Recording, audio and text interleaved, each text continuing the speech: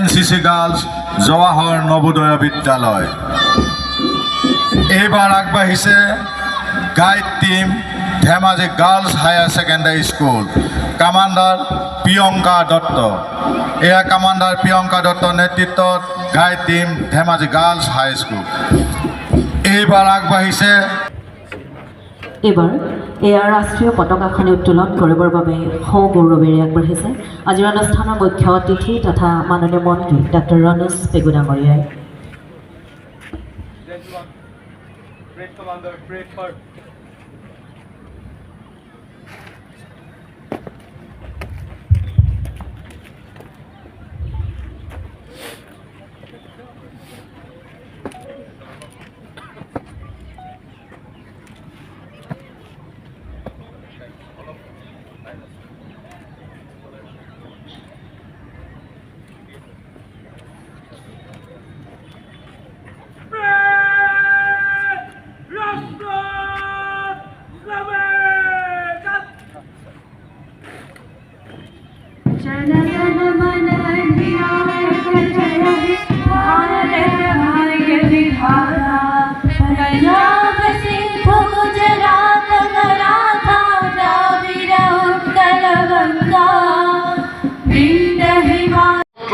এই অৰুণোদয় আঁচনি প্ৰৱৰ্তন কৰা হৈছে। ইয়াৰ লক্ষ্য, ইয়াৰ উদ্দেশ্য এটাই যে তৃণমূল পৰ্যায়ৰ দৰিদ্ৰতাৰ সৈতে আমি ফাইট কৰা, সংঘৰ্ষ কৰা আৰু আজি তাক সফলতাৰে অসমে সেই দৰিদ্ৰতাক পৰাস্ত কৰিবৰ কাৰণে সক্ষম হৈছে, যাৰ কাৰণে অসমৰ যিটো গ্ৰছ ডমেষ্টিক প্ৰডাক্ট, আমাৰ যি অৰ্থনৈতিক উন্নয়ন, ৰিজাৰ্ভ বেংক অফ ইণ্ডিয়াই আজি চাৰ্টিফিকেট দিছে যে ভাৰতবৰ্ষৰ আটাইকেইখন ৰাজ্যৰ ভিতৰত আটাইতকৈ দ্ৰুতভাৱে অৰ্থনৈতিক উন্নয়ন পাবলৈ সক্ষম হোৱা ৰাজ্যখনেই হৈছে অসম।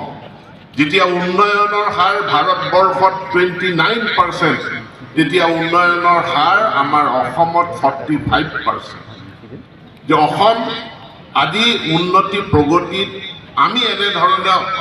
আগবাঢ়িবলৈ সক্ষম হৈছোঁ যে তৃণমূল পৰ্যায়ত আমি দৰিদ্ৰতাক নিৰ্মূল কৰাৰ কাৰণে যি পদক্ষেপ গ্ৰহণ কৰিছোঁ। কিন্তু কেৱল সেয়াই নহয়, ভাৰতবৰ্ষক এখন বিশ্বশ্ৰেষ্ঠ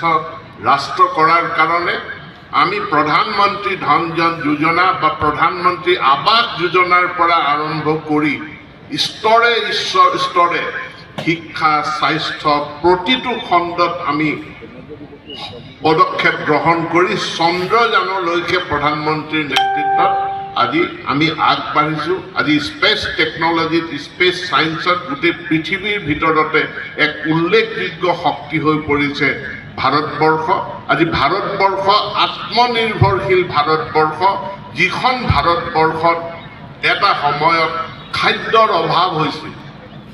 খাদ্যৰ সংকট হৈছিল, অনাহাৰত মানুহৰ মৃত্যু হৈছিল, সেইখন ভাৰতবৰ্ষই এই বছৰ আমি ৰাহি, উপৰঞ্চি বা ছাৰপ্লাছ আমি ধান উৎপাদন কৰিবলৈ সক্ষম হৈছোঁ, আমি ঘেঁহু উৎপাদন কৰিবলৈ সক্ষম হৈছোঁ। আজি আমি সঁচা অৰ্থত এখন আত্মনিৰ্ভৰ ভাৰত আমি গঢ়ি তুলিবৰ কাৰণে সক্ষম হৈছোঁ। আমাৰ মুখ্যমন্ত্ৰী ডাঙৰীয়াই কৈছে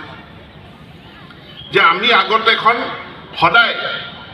ভাৰত চৰকাৰৰ পৰা কিবা বিচৰা, কেন্দ্ৰীয় চৰকাৰৰ পৰা কিবা বিচৰা আমি এখন ৰাজ্য আছিল, কিন্তু সদায় আমি এখন ডিপেণ্ডেণ্ট, কেন্দ্ৰৰ ওপৰত নিৰ্ভৰশীল ৰাজ্য হৈ থাকিম নে ভাৰতবৰ্ষলৈ অৰিহণা অৱদান আগবঢ়াব পৰা এখন কণ্ট্ৰিবিউটিং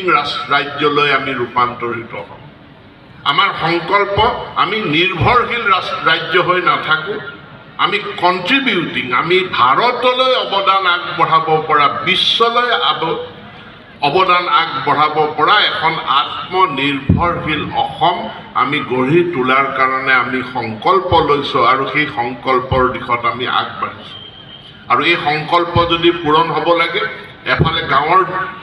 দৰিদ্ৰতা আমাৰ দূৰ হ'ব লাগিব, আনফালেদি উন্নয়নৰ আন্তঃগাঁথনি আমাৰ নিৰ্মাণ হ'ব লাগিব। আৰু সেই উন্নয়নৰ আন্তঃগাঁথনিত আজি অসমে চমকপ্ৰদ সাফল্য লাভ কৰিবলৈ সক্ষম হৈছে হ'ব নিশ্চিতভাৱে হ'ব পাৰে আজি ধেমাজিৰ মেডিকেল কলেজ আজি সম্পূৰ্ণ হোৱাৰ পথত আগবাঢ়িছে ধেমাজিত এখন অত্যাধুনিক ষ্টেডিয়াম আজি নিৰ্মাণ হৈ আছে এটা সময় আছিল কোনো ধৰণৰ ৰাষ্ট্ৰীয় পৰ্যায়ৰ খেল আমি বাদ দিয়ক ৰাজ্যিক পৰ্যায়ৰ খেলেই আমি ধেমাজিত অনুষ্ঠিত কৰা সম্ভৱপৰ নাছিল কিন্তু আজি এই জানুৱাৰী ফেব্ৰুৱাৰী মাহত ধেমাজি জিলাত ৰাষ্ট্ৰীয় সন্তোষ ট্ৰফিৰ ফুটবল টুৰ্ণামেণ্ট আমাৰ চিলাপথাৰ ষ্টেডিয়াম আৰু ঢকুৱাখানাৰ ষ্টেডিয়ামত পৰিচালিত হৈ আছে যেতিয়া ছেমি ফাইনেল হ'ব ফাইনেল হ'ব আমি চেষ্টা কৰিছোঁ যে ধেমাজিৰ দেউৰী বিলত যি নতুন ষ্টেডিয়াম নিৰ্মাণ প্ৰায় সম্পূৰ্ণ হৈ উঠিছে তাতেই যাতে আমি ছেমি ফাইনেল খেল আমি অনুষ্ঠিত কৰিব পাৰোঁ তাৰ আমি প্ৰচেষ্টা চলাই আছোঁ আন্তঃগাঁথনিৰ দিশত আজি এনেকুৱা অভূতপূৰ্ব পৰিৱৰ্তন হৈছে এইখন বানে গৰকা ধেমাজি আমি কোনেও পাহৰি যোৱা নাই চমৰাজনক আমি কোনেও পাহৰি যোৱা নাই গাই নদী পাৰ হোৱা সেই দিনবিলাকক কিন্তু সেয়া আজি ইতিহাস হ'ল ভৱিষ্যত প্ৰজন্মৰ কাৰণে কেৱল ইতিহাস ধেমাজিৰ বুৰঞ্জীৰ কিতাপত লিখা থাকিব গাই নদীৰ কাহিনী চমৰাজানৰ কাহিনী মাননীয় মুখ্যমন্ত্ৰীয়ে কেইদিনমান আগত ঢকুৱাখানা আহোঁতে ঘোষণা কৰি থৈ গৈছে যে বগীবিলৰ পৰা মাজুলী যোৱা যিটো মথাউৰি আছিল সেই মথাউৰিটোক এতিয়া ৰোড কাম ডাইক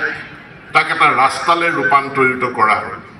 আৰু কেইদিনমান আগত মাননীয় মুখ্যমন্ত্ৰী ঢকুৱাখানালৈ আহোঁতে তেখেতে ঘোষণা কৰিছে যে এইটো কেৱল ৰাস্তাত সীমাবদ্ধ নাথাকে বগীবিলৰ পৰা মাজুলী যোৱা পথটো অচিৰেই ষ্টেট হাইৱে ৰাজ্যিক ঘাইপথ হিচাপে ইয়াক উন্নীত কৰা হ'ব ৰাষ্ট্ৰীয় ঘাইপথলৈ ইয়াক ৰূপান্তৰিত কৰা হ'ব অসমমালাৰ ৰাস্তা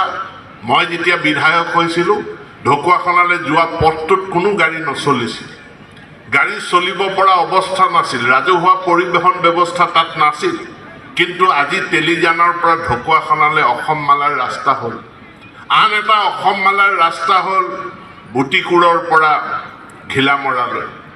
তৃতীয় এটা অসমমালাৰ ৰাস্তা আমি নিৰ্মাণ কৰিব বিচাৰিছোঁ গোগামুখ মহৰী কেম্পৰ পৰা নলবাৰী জয়ৰামপুৰ পঞ্চায়ত হৈ দ্বিতীয় এখন দলঙেৰে জীয়াঢল পাৰ হৈ আমি যাতে চিলাপথাৰ পোনে পোনে ওলাব পাৰোঁ ৰাষ্ট্ৰীয় ঘাইপথত নুঠাকৈ সেই অসমমালাৰ ৰাস্তাৰ পৰিকল্পনাও আৰম্ভ হৈছে আৰু এইটো বছৰতে তাৰ বাবে প্ৰথম জীয়াঢল নদীৰ ওপৰত দ্বিতীয় জীয়াঢল মুখত এখন দলং অসম চৰকাৰে অনুমোদন জনাইছে যিখন দলঙৰ আধাৰশিলা এই ফেব্ৰুৱাৰী মাহৰ ভিতৰতে আমি আধাৰশিলা স্থাপন কৰিম আৰু তাৰ নিৰ্মাণৰ কামো আমি আৰম্ভ কৰিম এয়া ধেমাজিৰ উদাহৰণ কিন্তু গোটেই অসমৰ অজস্ৰ উদাহৰণ আছে য'ত যাতায়াত যোগাযোগ ব্যৱস্থাৰ অভূতপূৰ্ব পৰিৱৰ্তন প্ৰধানমন্ত্ৰী নৰেন্দ্ৰ মোদীৰ নেতৃত্বত মাননীয় মুখ্যমন্ত্ৰী ডক্টৰ হিমন্ত বিশ্ব শৰ্মাৰ নেতৃত্বত আমি কৰিবৰ কাৰণে সক্ষম হৈছোঁ শিক্ষা খণ্ডত এটা সময়ত মেডিকেল কলেজ আমাৰ মাত্ৰ 3খন আছিল কিন্তু আজিৰ তাৰিখত 14খন মেডিকেল কলেজ বৰ্তমান চলি আছে মেডিকেল কলেজৰ সংখ্যা বঢ়া মানে মেডিকেল পঢ়া ছাত্ৰ ছাত্ৰীৰ কাৰণে সুযোগ সুবিধা বৃদ্ধি পোৱা এটা সময় আছিল অসমত মেডিকেল কলেজ পঢ়িবলৈ মাত্ৰ 200খন আসন আছে কিন্তু আজি আমি তাক 1500 আসনলৈ বৃদ্ধি কৰিবলৈ সক্ষম হৈছোঁ অনাগত দিনত তাক 2500 আসনলৈ আমি বৃদ্ধি কৰিবলৈ সক্ষম হ'ম কাৰণ আৰু আন 11খন মেডিকেল কলেজ নিৰ্মাণৰত অৱস্থাত আছে